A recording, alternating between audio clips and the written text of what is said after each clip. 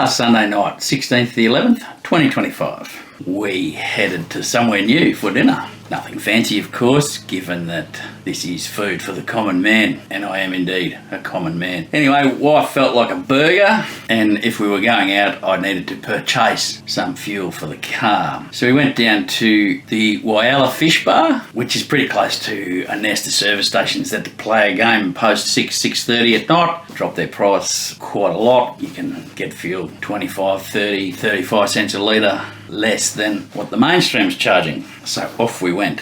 First thing you notice, very common and simple menu. Just the standard old piece of paper with a bit of printing on it. Second thing you notice, place is pretty busy. It's right there near a Domino's. We had Domino's recently and I seriously should have just gone in and asked for the box and said I'll just take the box home, soak it in some water, maybe put it in a microwave, a little bit of sauce. It'll be better than the pizza. So here at the fish bar, the Whyalla Fish Bar, I went with the steak burger for $12.95. It was real steak as well, not just a slice of roast, thinly sliced roast masquerading as steak. And not a bad piece of steak either. Sometimes you go and get a steak burger that doesn't cost very much and it would be easier to chew the leather on your boot. This was quite good, quite tender.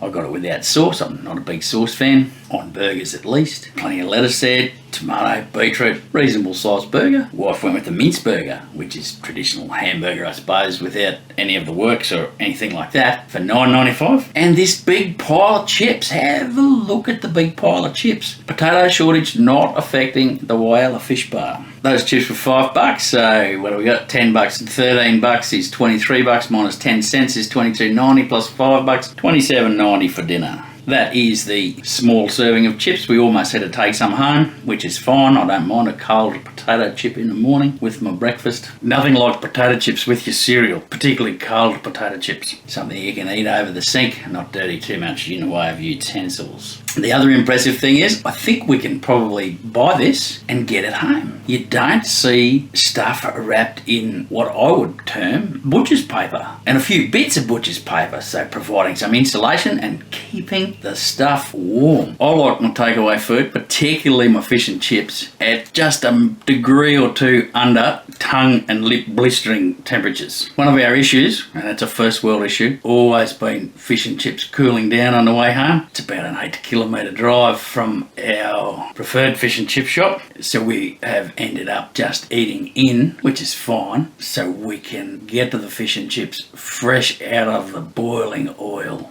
So I reckon we can get that home and not have to participate in what was a bit of a line up and grab the tables as they became available at said Whyalla Fish Bar takeaway. The burgers weren't bad, certainly not the best we've had, but a long, long way from the worst. Whyalla Plaza is out there in Taylor Street on the way out of Toowoomba, or on one of the ways out of Toowoomba, 238A Taylor Street, Toowoomba. Certainly we'll be going back there again, very keen to have a crack at their fish and chips, which always poses a question. Who decided that chips go with fish, and who decided that lemon juice also goes with fish? But anyway, they're questions of a much higher level than these videos, but I may examine that one day. I also heard the other day that there's a new fish and chip operation up in High Street, which is sort of up on the top of the hill as you head down towards Brisbane, or just before you take the right-hand turn to slide down the hill to go towards Brisbane. Dining experiences in Toowoomba, not too bad for an old man. 7 days a week, they're open. Most days 9am to 7:30pm, 9am to 8pm Fridays. Saturdays and Sundays 10am to 7:30pm. So no shortage of hours to get your takeaway food at the Whyalla Fish Bar.